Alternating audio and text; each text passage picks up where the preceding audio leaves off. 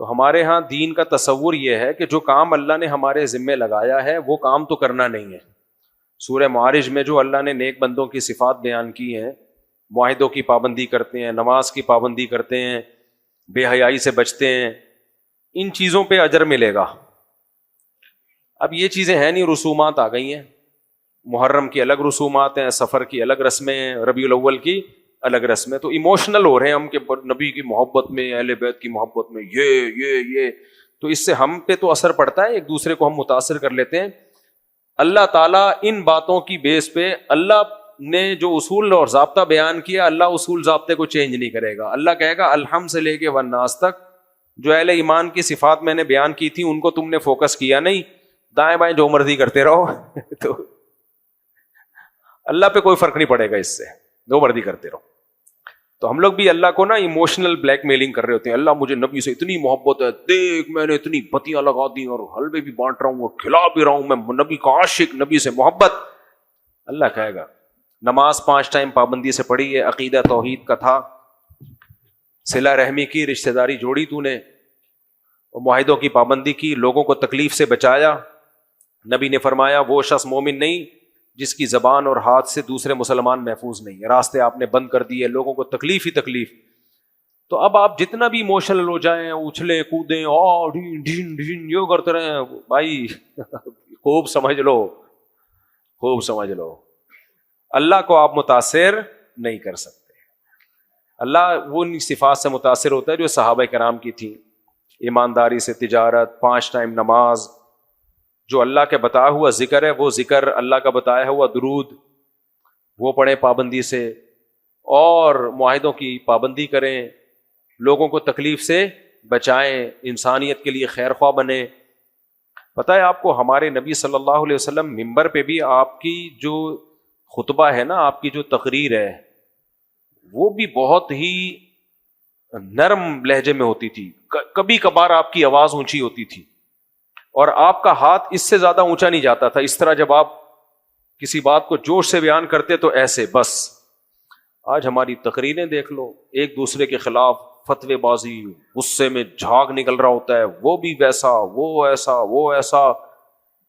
لوگ مسجدوں میں بجائے اخلاق سیکھنے کے بد اخلاقی سیکھ کے جاتے ہیں. تو اس لیے بھائی اللہ کا دین جو ہے نا وہ اللہ نے بتا دیا یہ ہے، اس سے دائیں بائیں چلو گے تو تمہارا اپنا مسئلہ ہے. اپنے ضمیر کو مطمئن کرو گے. پھر کیسی کیسی گالیاں ہیں، سوائے ابلیس کے جہاں میں سبھی تو خوشیاں منا رہے ہیں. یعنی جو ربیع الاول نہیں منا رہے سارے ابلیس ہو گئے یار. کسی مسلمان کو ابلیس کہنا، شیطان کہنا، یہ اللہ رسول کی تعلیمات ہیں. یہ ظرف ہونا چاہیے مسلمان کا. سب کو ابلیس کہتی ہے، جس کے گھر میں بتیاں نہیں ہیں وہ بھی ابلیس ہو گیا. پورا سعودی عرب ابلیس ہے، جو مکہ مدینہ ہے وہی ابلیس ہو گئے. کمال ہے یار.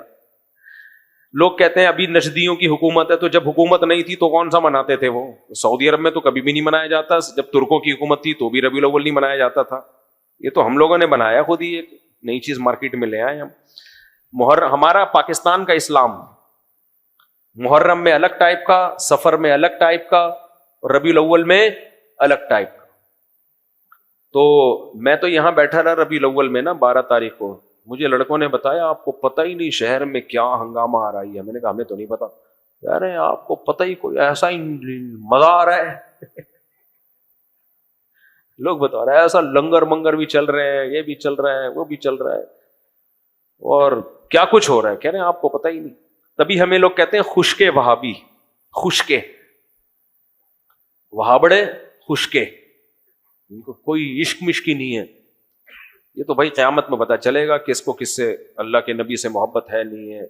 ہم نہیں کہہ رہے ہم باعمل ہیں، ہمارے تو عیبوں پہ اللہ نے پردہ ڈالا ہوا ہے.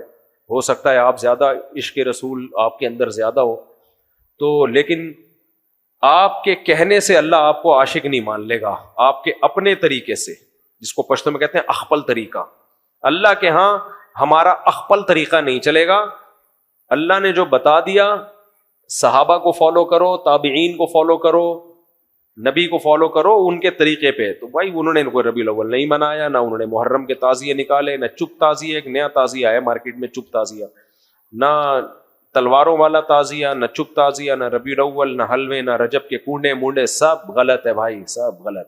آپ ہم کو خوشکا بولو یا کچھ بھی بولو، پھر میرے پہ طنز کیا ہوتا ہے یہ وہاں بڑے کو تو شادیوں کے علاوہ کچھ آتا ہی نہیں ہے.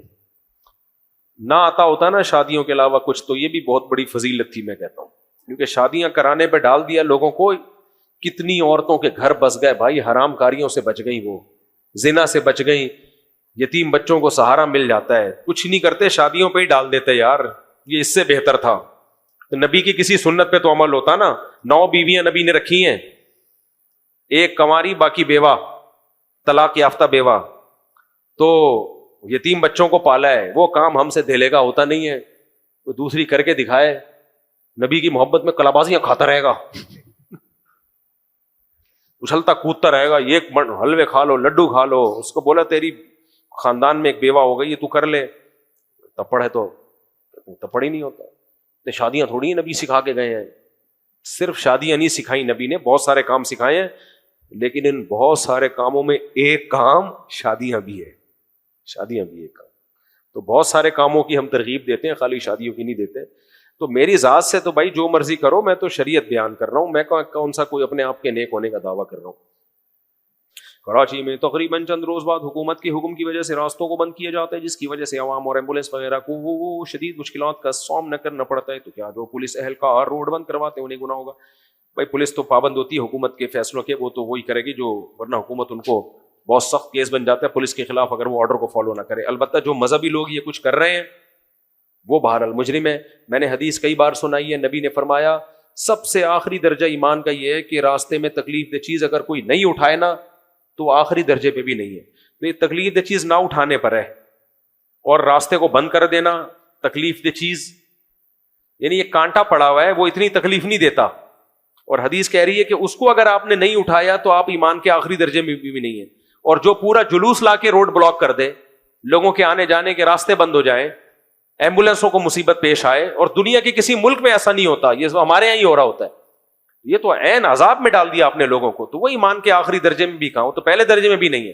اس لیے بند ہونے چاہیے سارے جتنے بھی جلوس جلسے. ابھی کیا ہوا ہے جاپان میں، جنہوں نے، جو میرے ہوسٹ ہیں نا جاپان میں، جنہوں نے مجھے بلایا تھا، ان کا فون آیا. انہوں نے کہا جاپانیوں نے ویزے بند، جاپان نے ویزے بند کر دیے، مفتی صاحب تبلیغ کے ویزے بند کر دیے، علماء کے ویزے بند کر دیے. میں نے کہا کیوں؟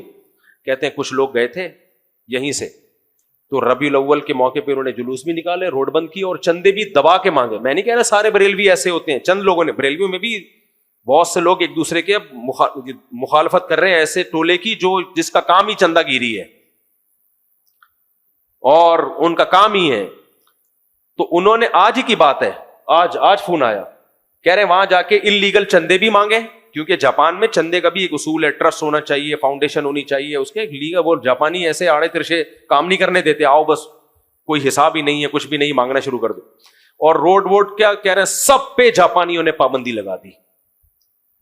کہہ رہے ہیں اب میں گیا ہوا ہوں جاپان، کیس کیا ہے ہم کہہ رہے ہیں بھائی ہم نہیں چندے مانگتے، ہم روڈ بلاک نہیں کرتے، ہم تو تبلیغ والے، ہم تو مسجدوں تبلیغ پر اتنا زبردست کام ہو رہا تھا، چند بے وقوفوں کی وجہ سے سب پہ پابندی لگ رہی. اور اس کے علاوہ بھی کچھ ملکوں میں، چائنا میں بھی ایسا ہوا تھا.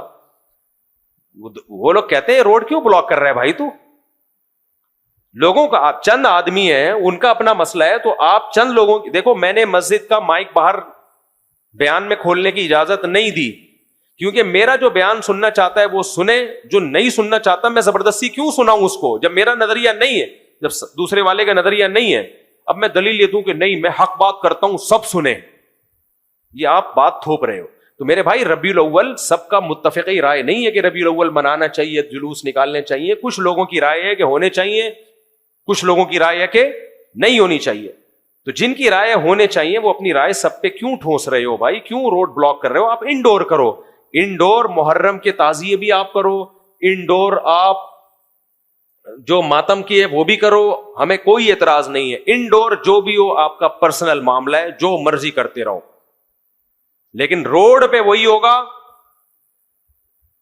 یا تو اسلام سے اس کی پرمیشن لی جائے گی اور چاروں ائمہ کا اس پہ اتفاق ہوگا، مسلمانوں کا اتفاقی مسئلہ ہوگا، یا یہ کہ پوری قوم اس پہ متحد ہوگی، ہاں بھی ہم سب کا مسئلہ ہی پھر ہوگا. ادروائز نہیں ہوگا. تو اس پہ آواز اٹھانی چاہیے. سمجھ رہے ہو کہ نہیں سمجھ رہے؟